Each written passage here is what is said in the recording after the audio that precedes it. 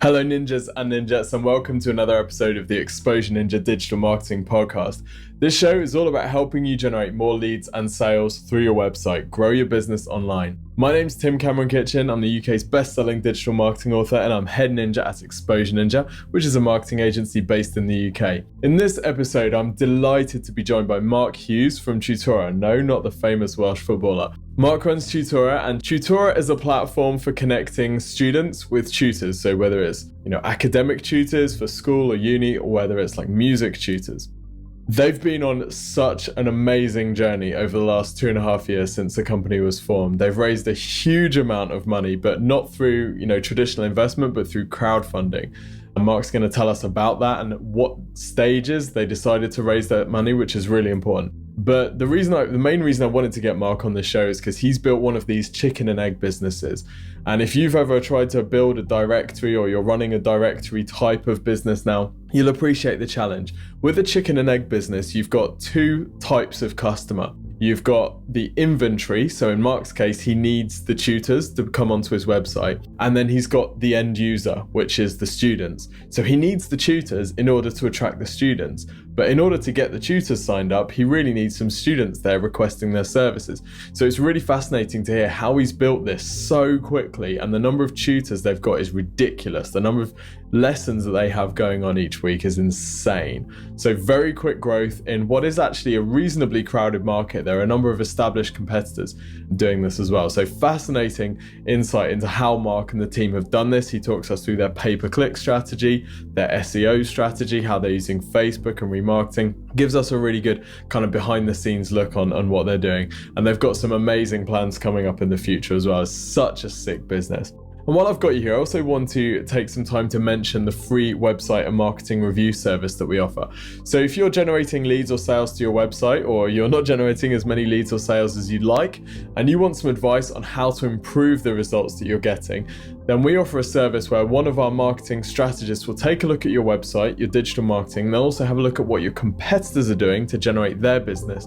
And they'll put all of this information into a prioritized action plan that you can follow to increase the results that you're getting online. Now, this service is completely free, comes with absolutely no obligation, and you'll get a 20-minute recorded video showing you how to do this stuff for your business. And then you can then take that to a marketing company, you can do it yourself, or if you want some help from us, then you can ask us for help as well. As I say, the service is completely free, and to claim it, you go to exposureninja.com/review. That's exposureninja.com/review. Anyway, without further ado, enjoy the show, and here's Mark.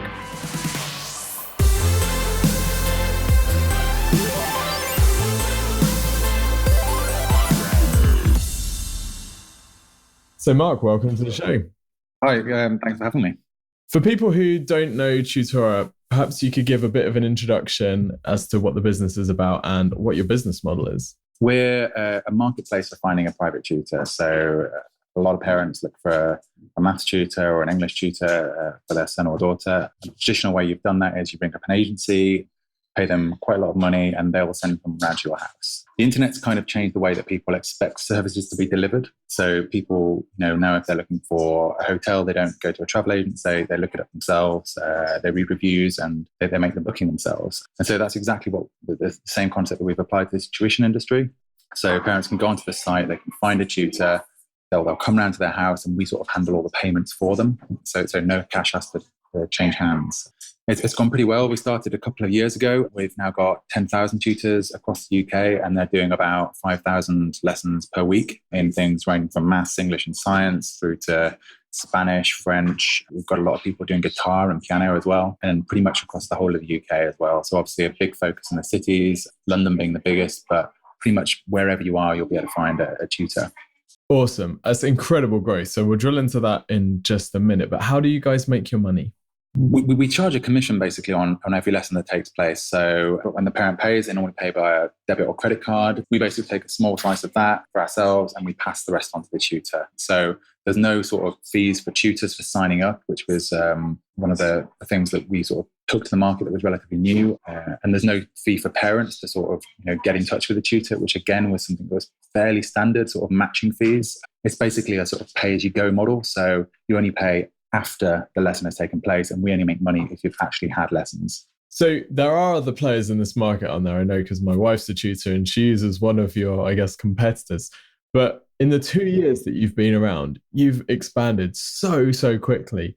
You've had crowdfunding, haven't you? And that's kind of helped you to do that. So maybe you could talk to us a bit about how that's enabled you to get such rapid growth. Yeah, so it's been a bit of a whirlwind, to be honest.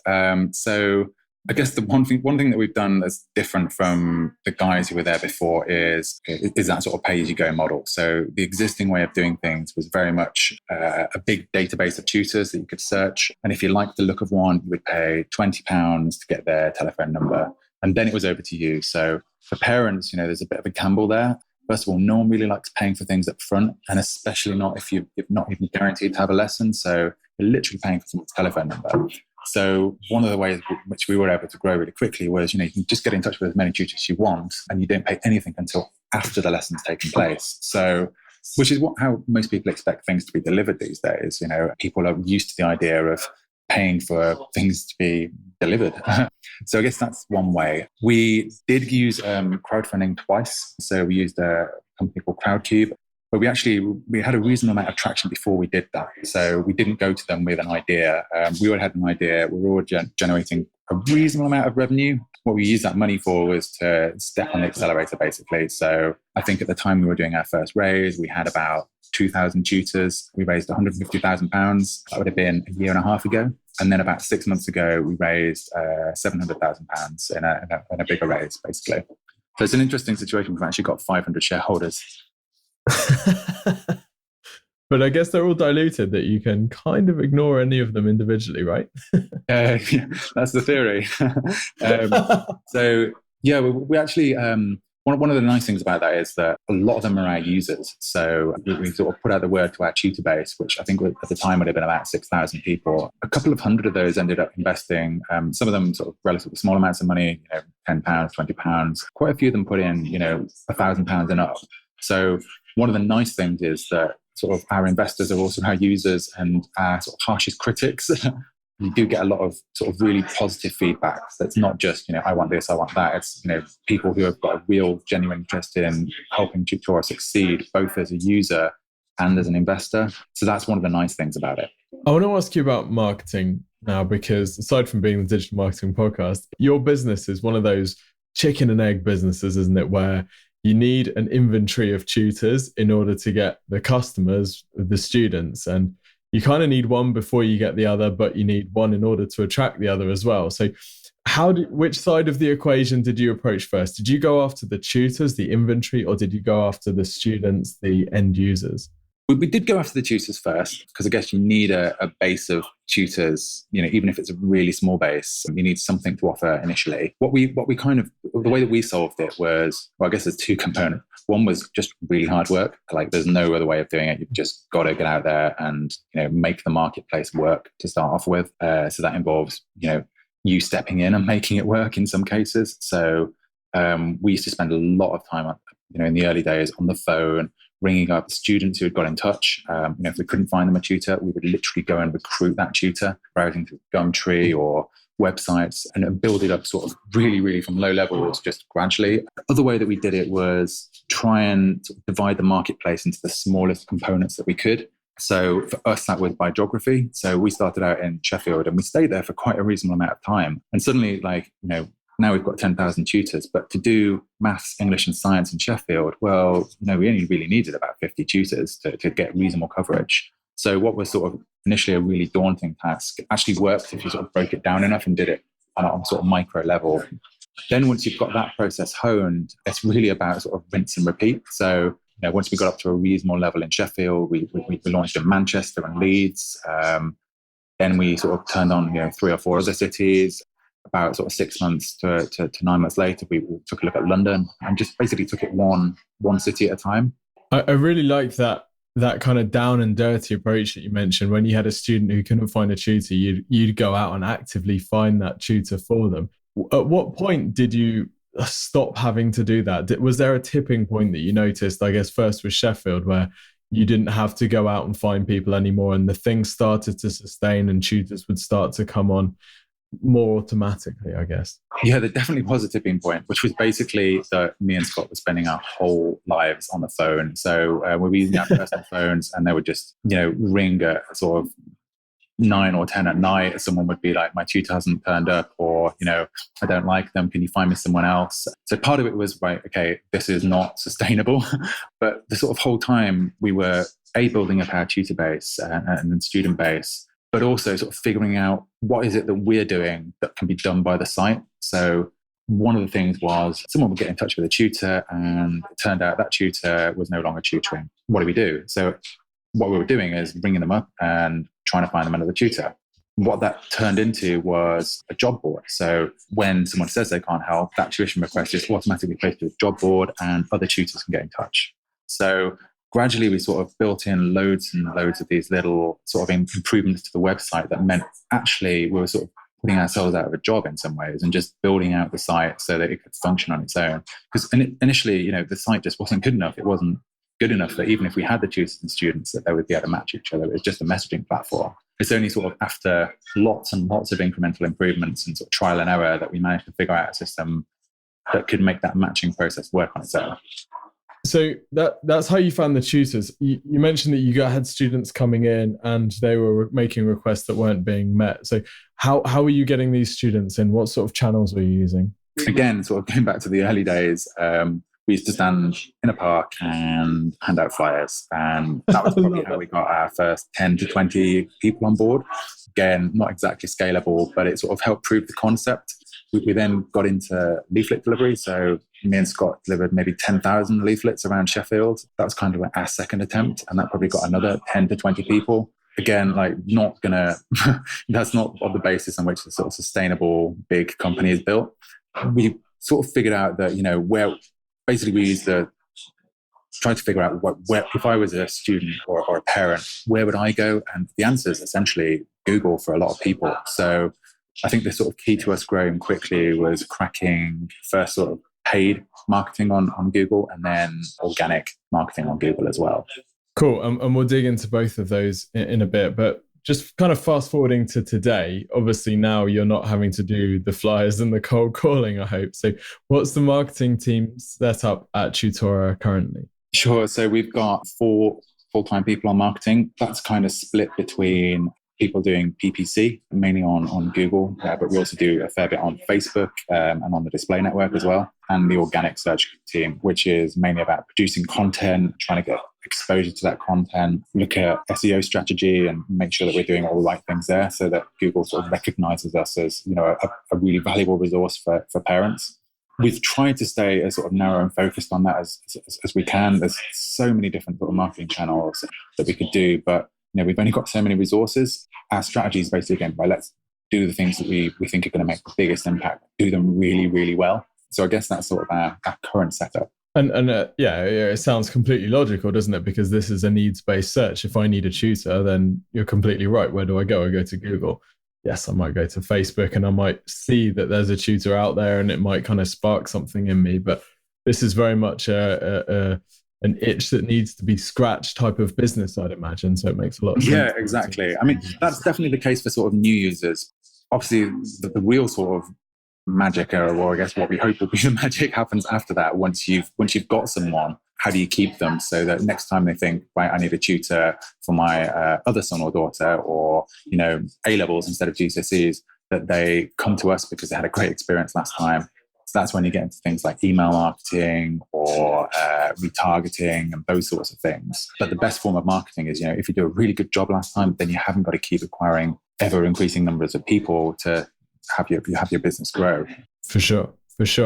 Okay, so talking about SEO a bit then, big picture, what's your strategy with SEO? There are so many different angles that you could go, particularly as you've got different topics, you've got different locations. This could be absolutely huge. Where do you see the big picture overview of your SEO strategy? Yeah, so you're exactly right. It could go in so many different directions. I guess we're in a reasonably fortunate position in that we've actually got loads of user-generated content, which is our tutor profiles. Basically, what happens is tutors sign up to the site and they write a bit about themselves. So, I'm a maths tutor specializing in GCSE and A-level chemistry, for instance. I went to this university. It's original content. It's not anywhere else. And we try to use that as much as possible. So, if I'm thinking from a sort of parent point of view, if I'm looking for a math tutor, what I'm probably going to, in my ideal world, what I want is a list of really good tutors that I can choose from. And that's exactly what we give them. And that's what we give the search engines as well. So if I'm looking for a math tutor in Sheffield, let's come up with the best possible list of math tutors in Sheffield. That will engage users. Google likes it because it's unique, it's engaging, it keeps them on the site, and hopefully they're not going to go back and try a different website because they've managed to find what they're looking for on our site.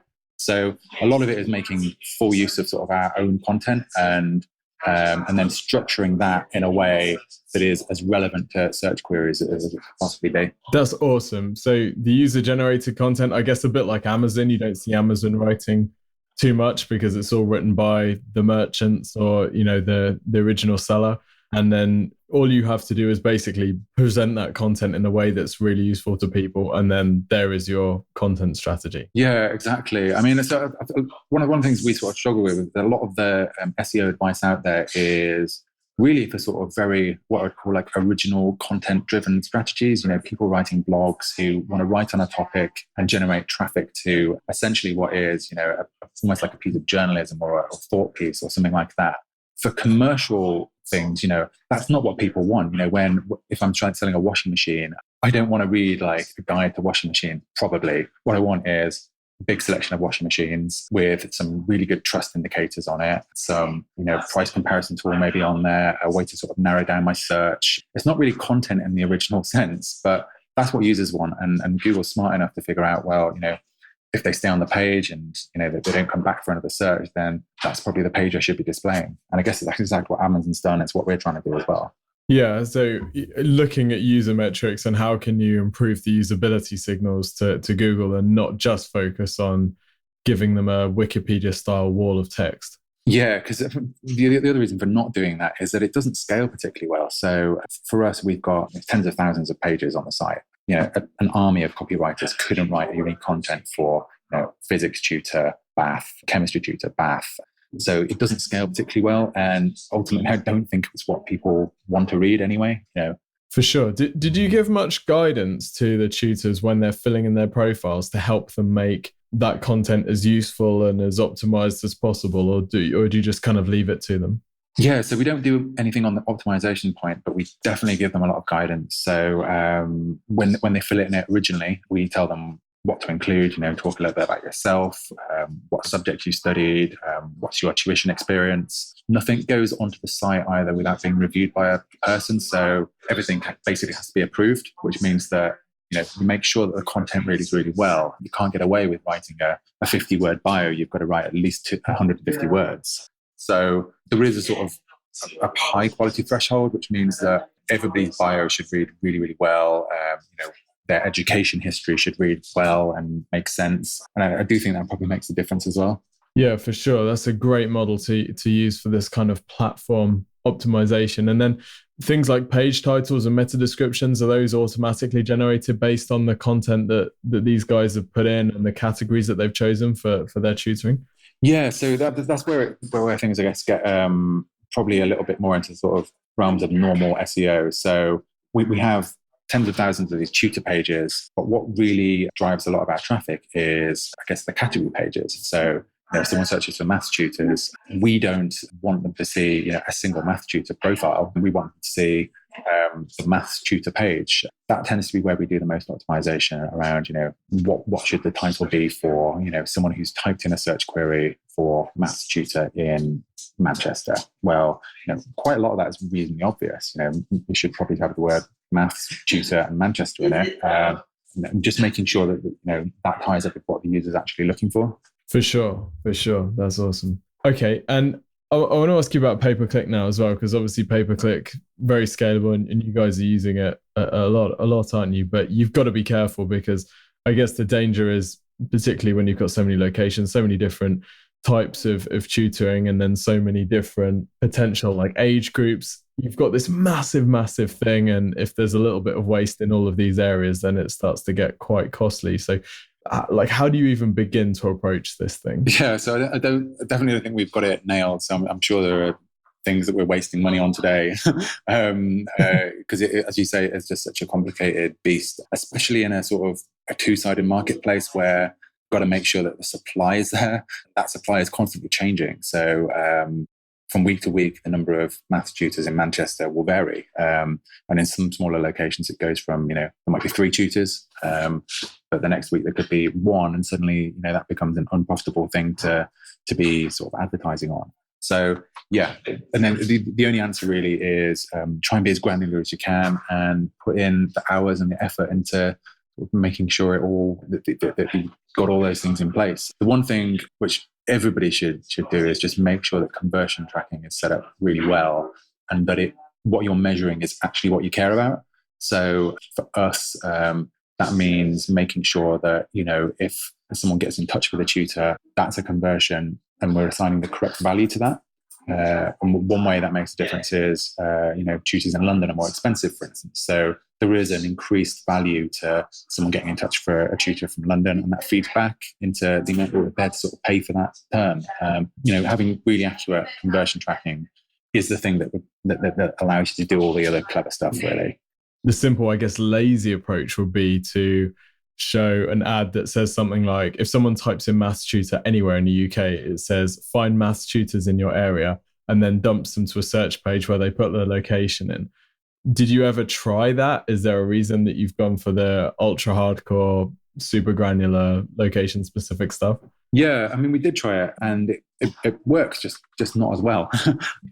So, I mean, one of the sort of eye-opening things for me was I try to do it as much as possible, is just download like the actual queries that people are searching for, and it is incredibly varied. And then think, right, what do I click on? Have I got an advert that targets that query reasonably well, and would I click on it? And is that the type of traffic we're after? And I think that's just a useful exercise, and sort of no matter how big your campaign is taking a look at what people are searching for, what you're actually paying for. Am I reasonably optimized around that?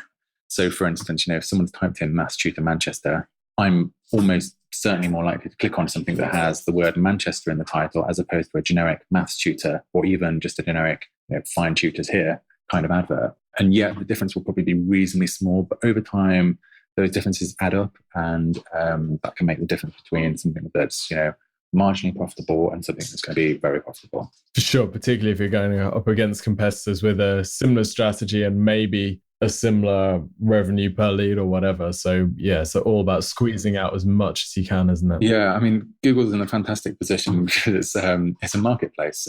People are bidding, and people will bid as much as they feel they can. So if you've got no edge over your competitors, then both being bidding war against each other, and ultimately Google's going to be the only winner there.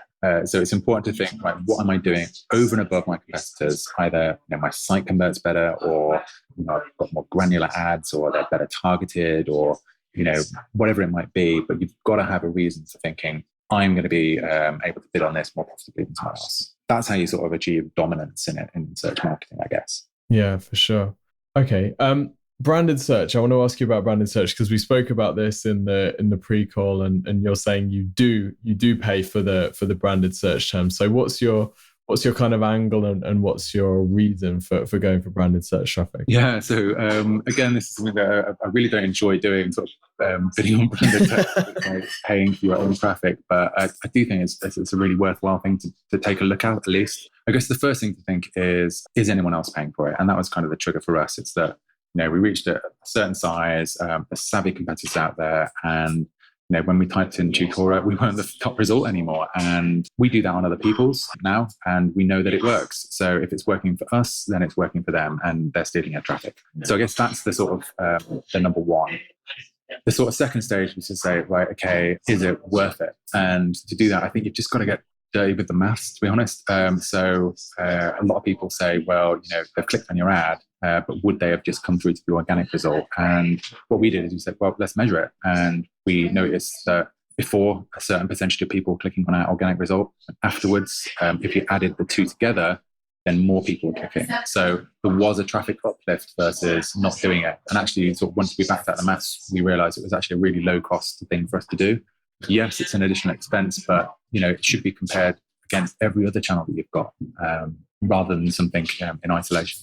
That's so true. So you actually had the statistical evidence that said that your branded paid traffic was not necessarily cannibalizing organic traffic and you were getting an uplift. So I think there's also respect for the attitude where we've got to measure this against, a conversion from any channel. Like if we're making money on it, then we should be making money on it and we should be doing it. So you got to kind of take out your ego, I guess, there, haven't you? And just say, right, Google is the ultimate winner. Let's all bow out to Google and here's some money for my own branded domain. Yeah, exactly. And the other thing is, like, even if we haven't got the tools to, if you take a look around at some of the major brands, they all do it as well. They've run the maths. And if they think it's a good thing, then part of me just says, well, they're probably right, to be honest. I don't know. I've seen both things. I think the key, like you said, is have a look and see what's showing for your brand name. And if your competitors are bidding against it, then you have to be in that war. If you don't, and you've got like an expanded organic listing, then I think it becomes a little tricky. I think we saw recently Amazon stop doing it. I think they're back to doing it again now. But I don't know. I think sometimes also it's the pay-per-click agency wanting to show increased conversions for their work. I'm sure that's part of it as well. Yeah. So you guys are using remarketing and retargeting as well, aren't you? And you mentioned it earlier as part of a kind of follow-up strategy for people who might have another son or daughter who wants to do tutoring. Do you also remarket to people who haven't converted yet in order to get them back onto the site? What's your angle with remarketing? Yeah, remarketing, I think, is something that everybody should take a look at because it works, essentially. So you're essentially got the perfect audience. You've got people who are interested in the product you're selling and interested in you as a seller because they visited your site before. And if you've got your tracking set up well, then you can figure out what product on your site they're actually interested in and rejig their memory. It's relatively easy to set up as well.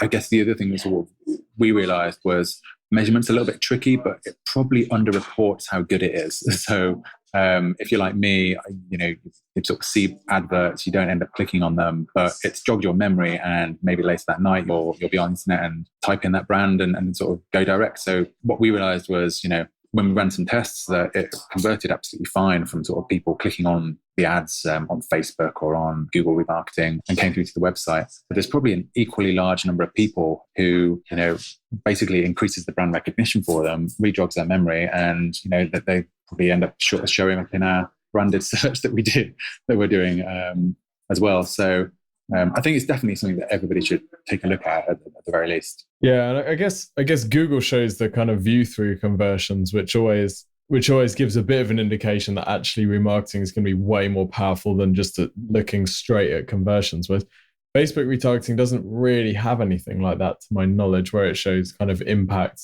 to what's going on even further, down the funnel later on in time. Yeah, I think they've been doing a little bit of work on that now. So you can get sort of, 1 day sort of view through conversions measured. I'm always slightly skeptical of believing the numbers exactly, because I guess a lot of people might view an ad but have come to the website anyway. So for instance, with us, a lot of people get in touch with a tutor. That tutor turns around and says, sorry, I can't help. They then come back to the site, get in touch with another tutor of their own accord. A lot of those end up showing as view-through conversions for Facebook, whereas they'd have come back anyway. I know it slightly contradicts what I was saying earlier about view-throughs being probably being quite a big component, but it's definitely worth doing your own thinking and hopefully trying to come up with your own figures on, do you think what do you think the impact is? There's definitely a bit of art versus science to it. Yeah, for sure. And like you say about the brand awareness, you can't really put a price on that because you can't really accurately identify what it is worth. But you're not paying for the brand awareness, are you? You're only paying for the click. So if they see your ad 50 times and they only click on it once, you're only paying for that one click. You're not paying for the 50. So I mean, for us, it's something that we build into pretty much every pay-per-click campaign that we run because it makes all of the other kind of top of funnel stuff more profitable. So I think it's certainly a no-brainer. Oh, yeah, exactly, yeah. You've been through a massive journey over the last, 2.5 years. Looking back on everything, if you had to do it all again, what would you do differently? Oh, gosh. Absolutely nothing. Yeah, I mean, there's definitely things that I've done differently in retrospect. I don't know if I'd have made a different decision at the time. So, for instance, just off the top of my head, one of the annoying things is we moved office 3 times in the last 2 years, simply because we were sort of always underprepared for, I guess, our growth in users and staff. So one of the things would be, planning is really, really helpful. We've probably been too cautious in terms of hiring. So we've always tried to make sure that we could get to profitability pretty quickly if we needed to. Not really trusted the fact that business was growing, the fact that we had a good product. And we could have definitely invested much more heavily than we have done in sort of, taking a bit of a gamble. But in retrospect, it'd have been a really good gamble to make. A bit of a gamble in terms of hiring developers, in terms of investing in the product, investing in acquiring users to a greater extent than we have. But I guess for every one of us, they'll equally be someone who's, there's a lot to be said for sort of, taking things a little bit more cautiously and making sure that things are going to work before, throwing loads and loads of money behind it. There seems to be, I don't know, from talking to you, there seems to be such a strong belief, like the fact that you guys are willing to stand in a park, handing out flyers and to cold call people. Those are the things that I think very few startup owners are willing to do. So I would say that would tell me that you guys are kind of destined to do well, and that you'd be happy to kind of back and push and take more risks. Do you feel that? Do you have a look at other startup owners and think, do you know what, I'm not sure they've got the balls or the kind of guts to do this as much as we do, or is this just completely natural to you? Yeah, it's interesting having a look around. I think I guess I read that slightly differently. That was out of necessity. So we didn't have any money to start off with. It was all off our own back, essentially. So we didn't have an alternative to sort of standing on the street corner, because you didn't have an AdWords budget or, any marketing spend to go behind it. We didn't have an office. We were working out of a bedroom, which I guess is different to a lot of startups who are, basically come up with an idea, are given a pot of money and told to go and do it. And I think one of the advantages of essentially bootstrapping was that you're forced to figure out what works and what doesn't manually. You haven't got the luxury of sort of just throwing money at the problem. We basically threw money at the problem once we had got past that stage, once we sort of validated our core assumptions or tweaked the model to make sure it works. So I guess that's been one of the fortunate things that, looking back was really hard work, but actually probably made a real difference. Yeah, that's a really interesting distinction. How about on the other side of it? Were there any moments where you kind of knew for certain, right, great, this is going to work? Like, what were the game-changing level ups that you've been through in the last couple of years? Launching in London was really, really sort of game-changing, I guess. It's something like a third to a half of the UK tuition market. So I think 40% of kids in London have had tuition at some point. It's really sort of mind-boggling numbers. And we were there were a couple of reasonably big, compared to us at that stage, reasonably big companies operating in London, dozens of staff. And so we were always sort of on the fringes. We'd got a few tutors in Sheffield and Manchester and Birmingham, but really the game was in London. I guess the game changer for us was, I guess, not launching there, but, once we sort of saw the bookings pick up and the pace that they were picking up there, within a couple of months, it was a third of our business, which was brilliant to see that it worked somewhere like that. And I suppose that's been the thing that's probably the single thing that I can point to that says, wow, that was a real sort of, wow, it's actually working kind of thing. That's awesome. That must have been any high five moments. Do you go out for a drink when you saw that sort of growth? Yeah, it's more, it always feels much, much slower when you're actually in it. So, I guess we've probably grown like 20% per month, every month over the last 2 years, but it never really feels like that we're like sort of batten down the hatches, we've got to pull all-nighters, because, per day it's a percent, it's just a sort of incremental improvement. So it's like the frog, in cold water. If you turn up the temperature to boiling, even over the course of a couple of minutes, it doesn't notice. So I guess we haven't actually had many of those moments. The one would be sort of in September. So it's a very cyclical business.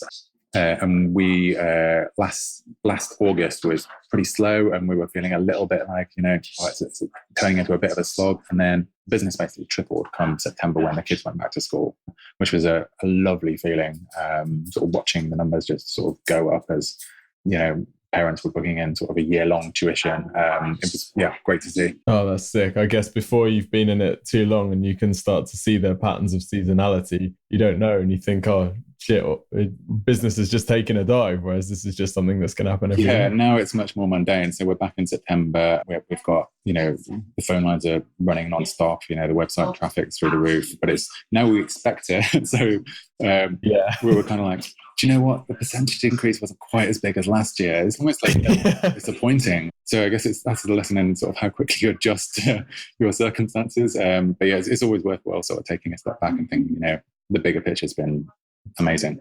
And what's next for Tutora? The next big initiative that we've got is online tutoring. So we're actually due to launch it next week. So I guess like we've seen in sort of other industries, there's just a massive advantage to doing things online rather than in person. For tutors, they haven't got to travel to someone's house. You've got all the resources there at your fingertips. You can record lessons and play them back later. There's endless sort of advantages to it. So we're going to be launching an online tutoring platform next week. Initially, it's going to be, you know, relatively low key. We're going to sort of find out the improvements, but we're hoping that in the next couple of years, it's going to become a really big part of the business. And it should be a game-changing experience for a lot of tutors and students as well. The ability to sort of have two-way video, interact on a whiteboard. Yeah, I think it's going to be a real hit. Man, that is freaking killer. I've been going at my wife for so long to get this thing built, and I'm so pumped that you guys are going to do it. That is going to be amazing. Especially with India coming online, right? This is literally a game changer. Yeah, exactly. So, I mean, a couple of years down the line, you can just sort of imagine the possibilities with, you know, teaching 5 people at once. They can be in a different country. Yeah, there's all sorts that can go on. Dude, it's going to be sick. Any time of day, 24 hours, just killer. That's Love the plan. it. Mark, where can people find out more about you and follow Tutora as you expand to India and beyond? So yeah, definitely check out our sort of Facebook. That's where we tend to post sort of all the updates and all the bits of news. We've got a website, tutora.co.uk. So take a look around, see what you think. We're always keen to hear feedback as well from people. So if you do want to hear more, drop me an email. It's mark@tutora.co.uk. Be really keen to hear your thoughts, good and bad. Amazing. I think a lot of people are trying to jump in on that last round of investment, I'd imagine. Perfect. Mark, we'll link you up in show notes, but thank you so much for spending the time with us today. I really appreciate it. Thanks a lot for having me on.